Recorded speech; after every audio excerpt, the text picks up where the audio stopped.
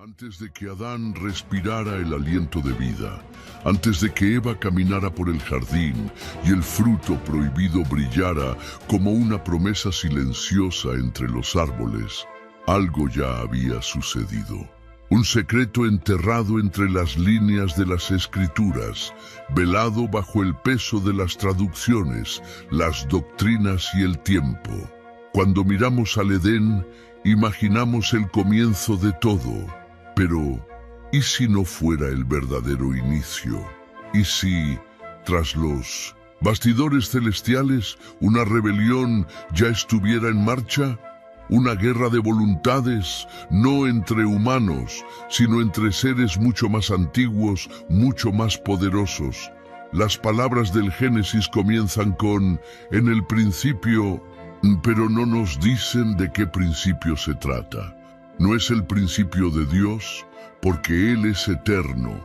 No es el principio de la existencia, porque los cielos y sus ejércitos ya estaban allí. Es el principio de la tierra, del tiempo humano, de la narrativa que nos envuelve.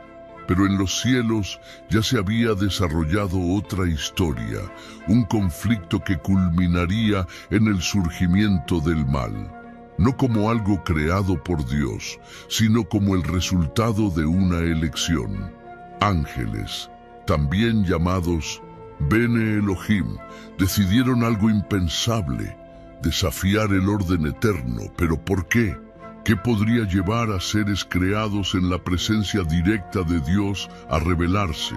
¿Orgullo, deseo, libertad o algo más profundo, más incomprensible? Fragmentos de esta historia están esparcidos por toda la Biblia, pero nunca contados directamente, como si el propio texto sagrado tuviera temor de revelar una verdad que los hombres tal vez no estuvieran preparados para oír. Y es en ese silencio, en ese intervalo entre los versículos, donde comenzamos a excavar. Los antiguos hebreos hablaban de guerras en los cielos.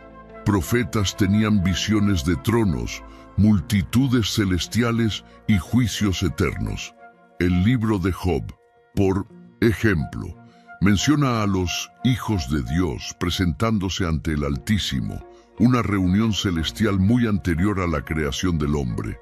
¿Quiénes eran esos seres? ¿Por qué estaban siendo evaluados? ¿Y cuál era el papel de un ser llamado Satanás entre ellos? Quizás el verdadero comienzo de la caída no esté en el jardín, sino en las alturas. Un conflicto invisible a los ojos humanos, pero cuyas consecuencias moldearon todo el destino de la humanidad. Y la Biblia, con sus pistas y omisiones, parece guardar ese secreto como quien protege un fuego demasiado peligroso para dejarlo a la vista. Y entonces, si antes del Edén ya hubo una caída, ya hubo juicio, ¿qué fue exactamente lo que ocurrió con esos ángeles caídos? Mucho antes de que el barro fuera moldeado a imagen del Creador, el cosmos ya estaba lleno de vida, pero no de la forma en que lo imaginamos.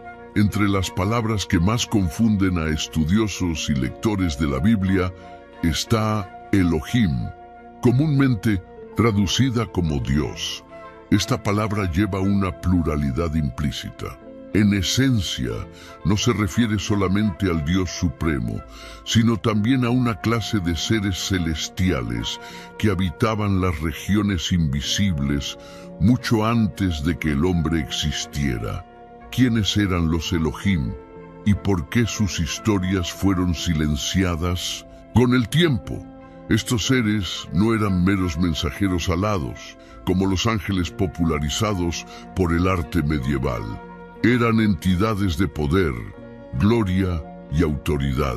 El Salmo 82 es uno de esos pasajes desconcertantes, donde Dios está en medio del concilio de los dioses.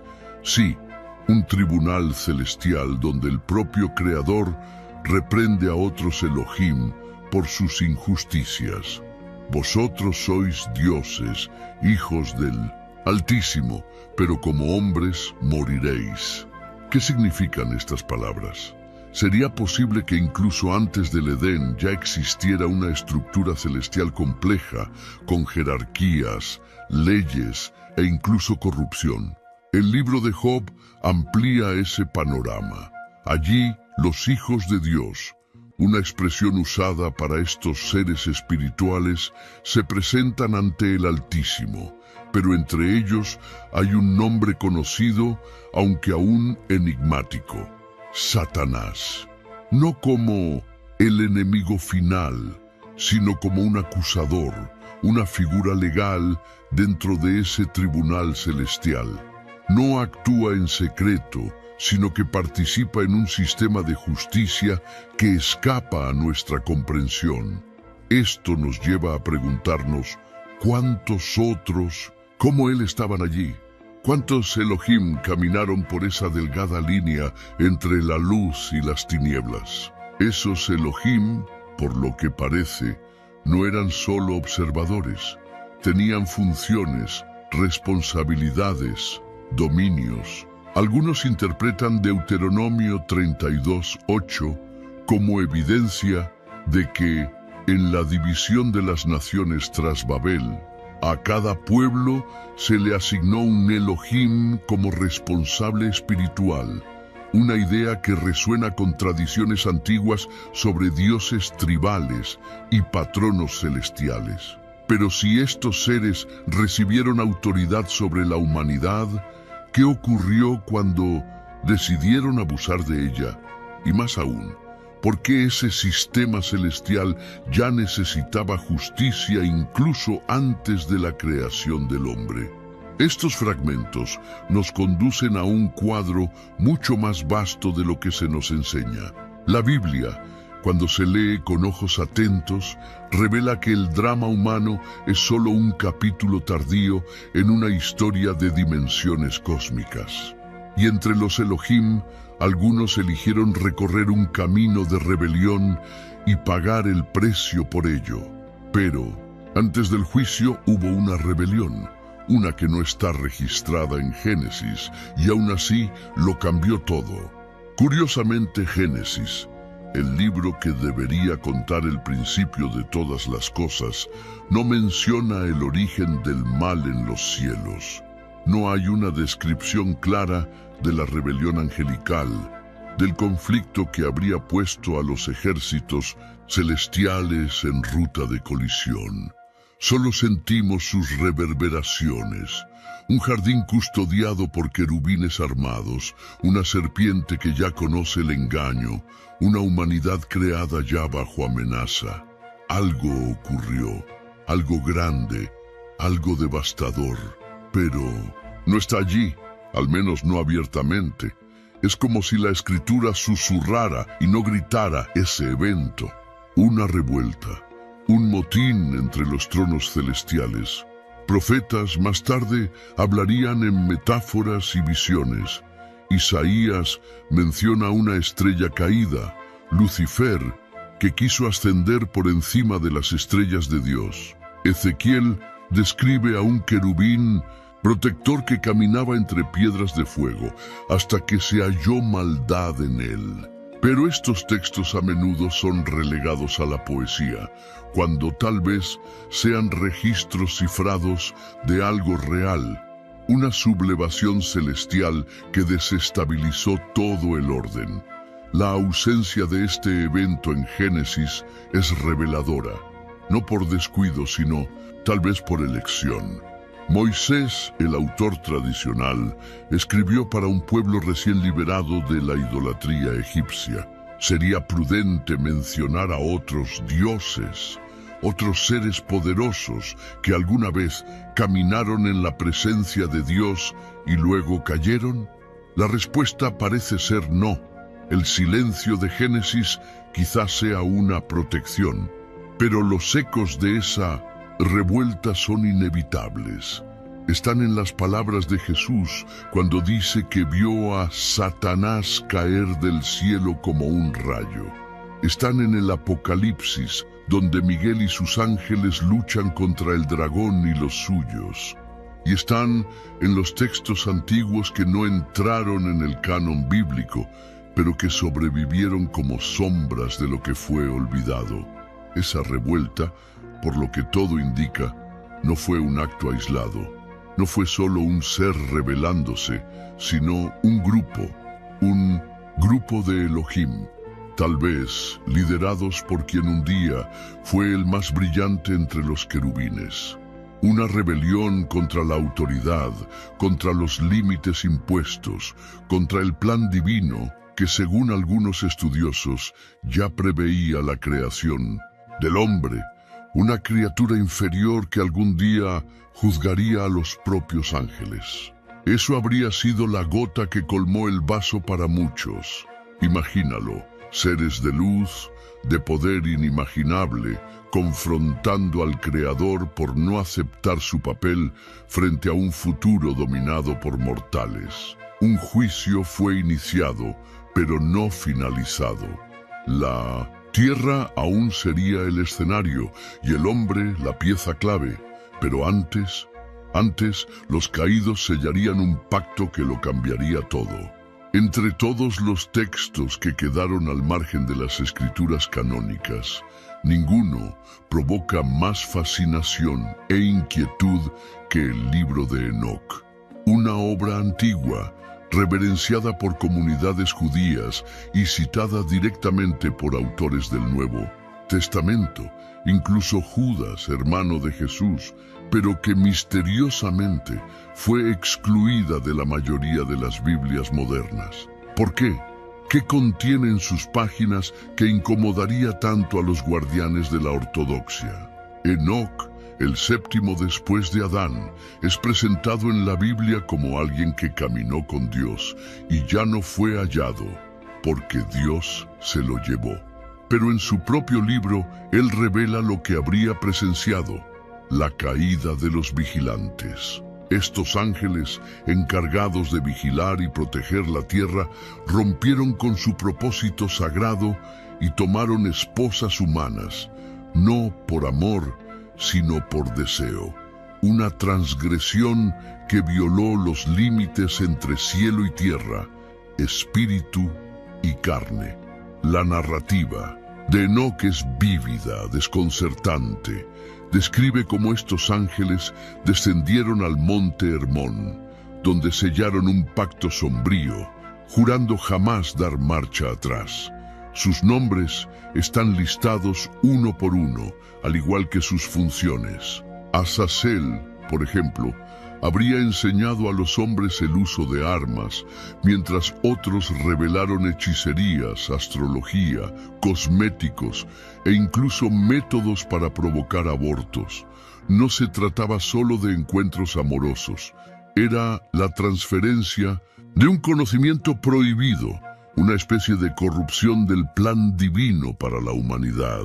Estos vigilantes fueron castigados, pero no de inmediato.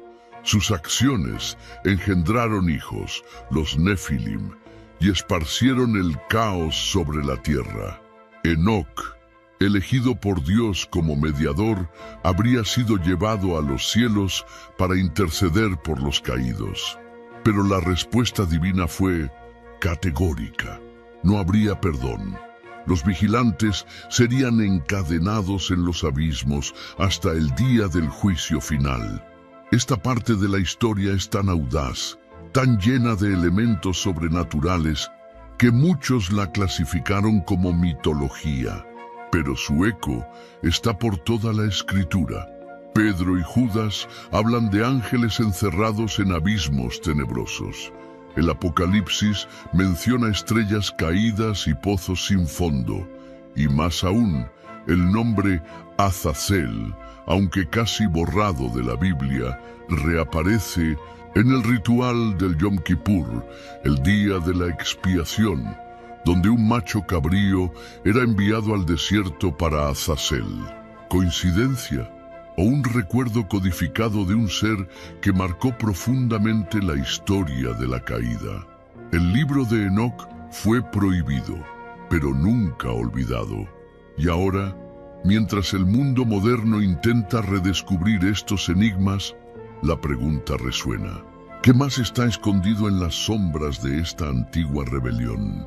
El monte Hermón, con sus picos cubiertos de nieve y su imponente presencia en la antigua región de Siria y el Líbano, no es solo una formación geográfica.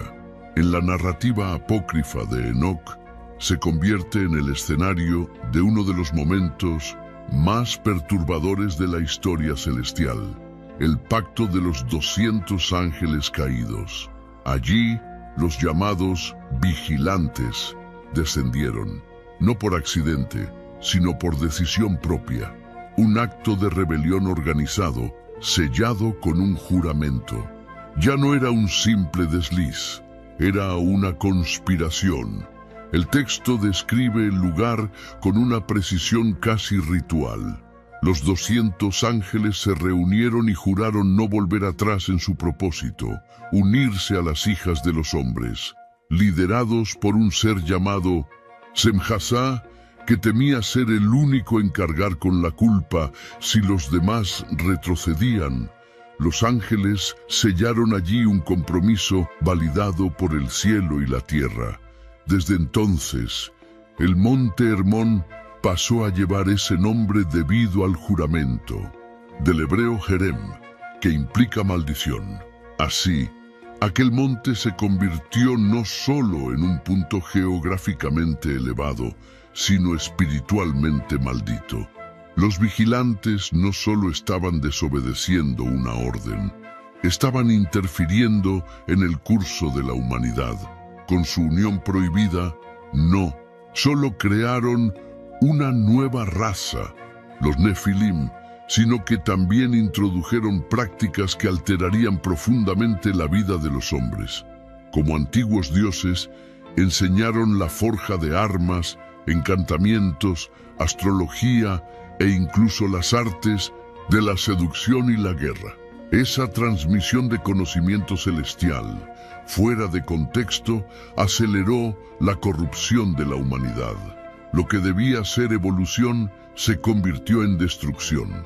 Hoy en día, el monte Hermón aún existe y, curiosamente, está ubicado cerca de Cesarea de Filipo, la misma región donde Jesús, siglos después, declaró que fundaría su iglesia sobre la roca y que las puertas del infierno no prevalecerían contra ella. ¿Coincidencia?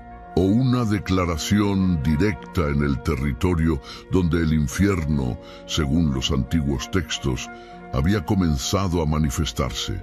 El pacto de los 200 no fue un error aislado, fue un desafío directo al plan divino, y los efectos de esa elección resonaron no solo en la tierra, sino también en los cielos.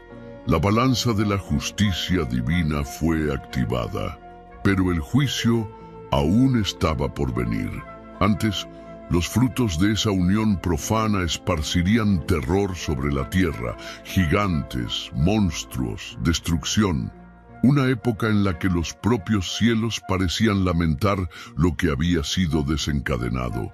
Y así surgen los Nefilim, criaturas, nacidas de la unión entre los caídos y los humanos.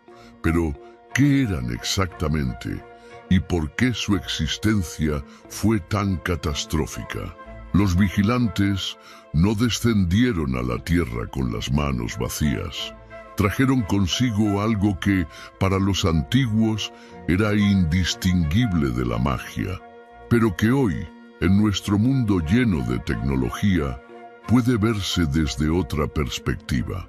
El libro de Enoc relata que estos ángeles enseñaron a la humanidad secretos del cielo, conocimientos que en manos mortales se convirtieron en herramientas de destrucción, manipulación y orgullo. Pero, ¿qué fue exactamente lo que enseñaron?